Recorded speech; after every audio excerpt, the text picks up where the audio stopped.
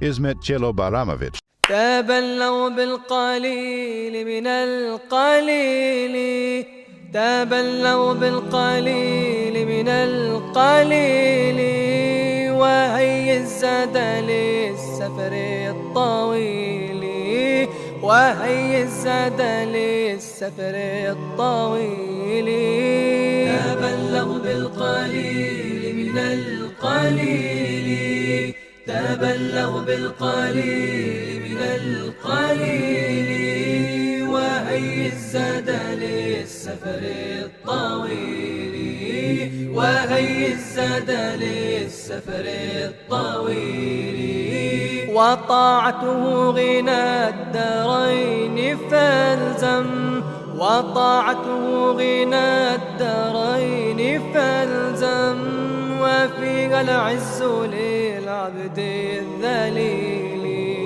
وفيها العز للعبد الذليل تبلوا بالقليل من القليل تبلوا بالقليل من القليل وهي الزاد للسفر الطويل وهي الزاد للسفر الطويل وفي عصيانه عار ونار وفي عصيانه عار ونار وفي البعد مع خزي وبيل وفي البعد Ismet Bajramović was born in Sarajevo on the 26th of April 1966.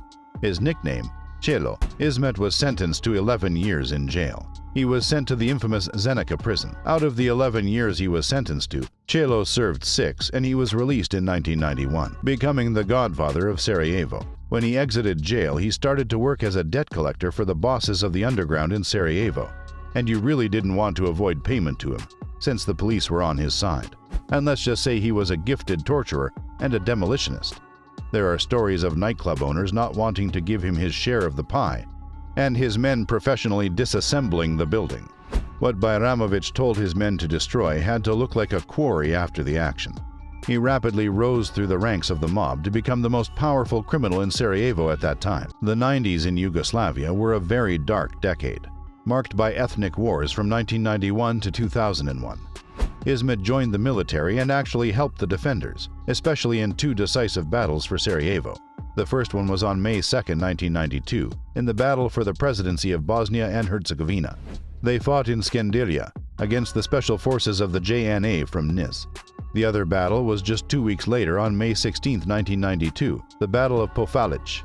Because of his heroic deeds in the 2 decisive battles, Ćelo became a commandant for the Sarajevo military police and his 2 friends became deputies. Criminal groups were the first to enter the military forces and defend against the siege of Sarajevo.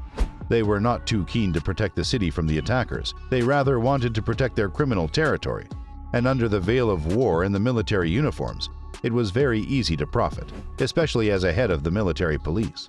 At the beginning of 1993, he was dismissed from the position of the military police chief. Unfortunately for Ćelo, he couldn't profit for long because he was almost fatally wounded. In the fall of 1993, he was shot by a Serbian sniper. The shot barely missed his heart, and he had to be evacuated from the city and couldn't return to the war until 1997. He didn't sit with his arms crossed. He tried acting in his downtime. Ćelo appeared in an episode of the PBS program during that time. He also gave interviews for Vanity Fair and the New York Times. After the wars ended, a lot of 90s mobsters were either dead, in the prosecution, or made their way into politics. Ćelo, on the other hand, continued his life of crime. He was arrested multiple times for a variety of charges, but was ultimately set free. A few weeks after the murder occurred, and Ćelo, as the leader, was sentenced to 20 years in prison. But after almost 5 years behind bars, his conviction was overturned and he was free again. Death. Remember the sniper wound to the heart? Well, due to that injury and his unhealthy lifestyle, his health began to rapidly decline.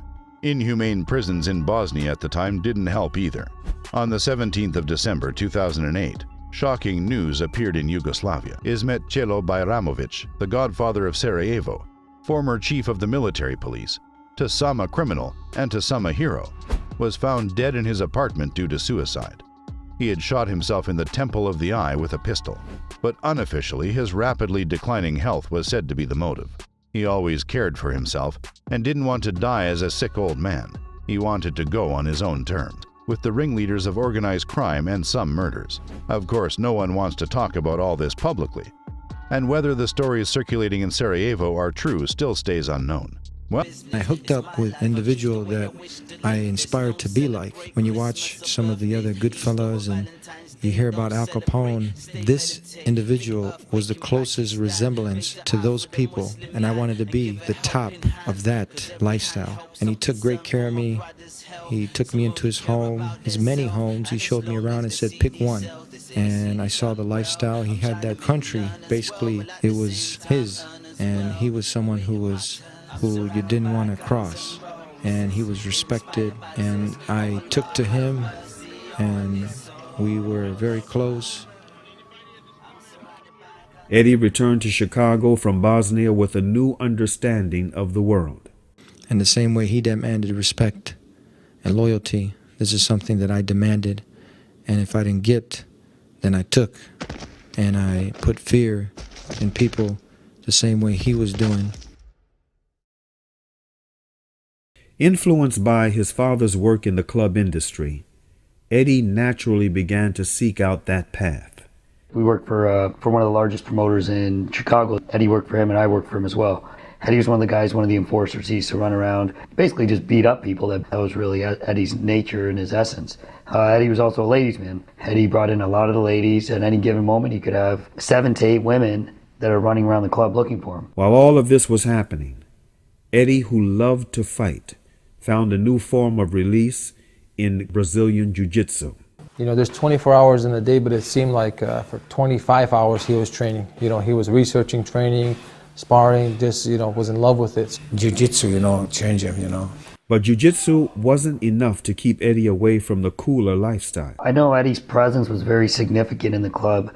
Everybody knew Eddie when he was dating one of the hottest girls in the city. He decided to get a Harley, a chopper, 430, a nice new Mercedes. As the cool became common, Eddie began to have a new sense of life.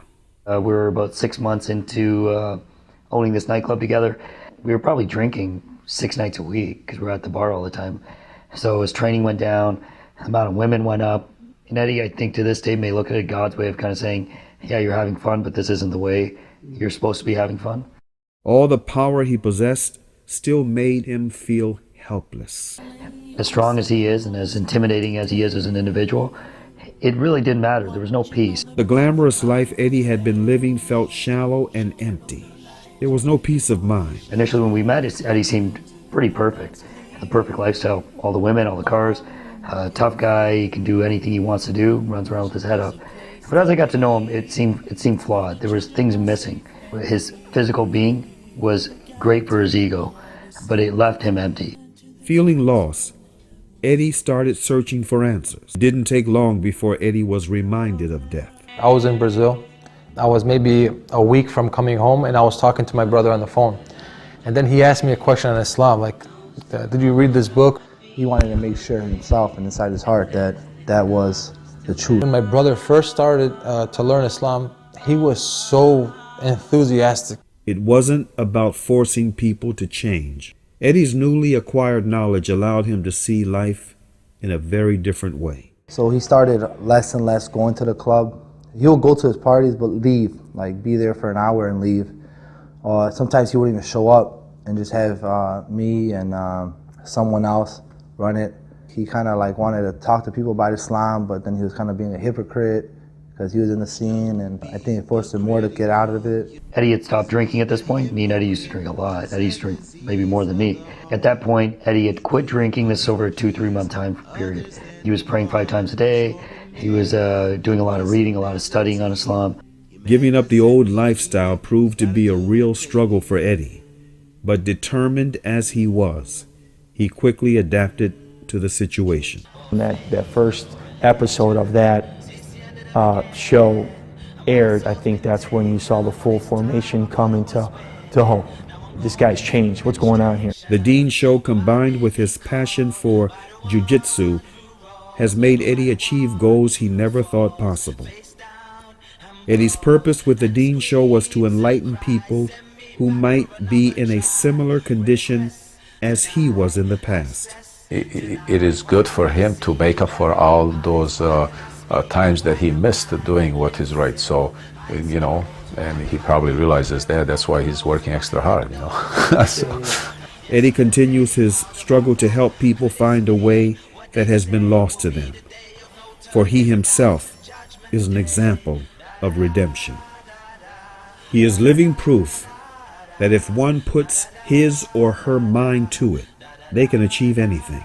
If you want to do it and you have a willpower, you can do it. And if you have some support and some guidance, it is possible. Being part of the biggest family of martial arts with over a few hundred students, and the Dean Show, man, it's a lot of work. He's a machine, you know. If someone who knew Eddie in his youth, they would maybe predict that he'd be dead, or he'd be in jail, or he'd be definitely in the negative side of life, you know. But to see someone change, to see that their whole their character changes, to see their these you know countless changes, positive changes in their life, it's a sign of God. Allah give us Jannah, Allah give us Jannah, give Jannah to my mother, give Jannah to my father, give Jannah to my sister, give Jannah to my brother. Allah take us higher, Allah take us higher, Allah save us from the fire, Allah save us from the fire. Have mercy on us, have mercy on us, have mercy on us. Have mercy on us on Judgment Day.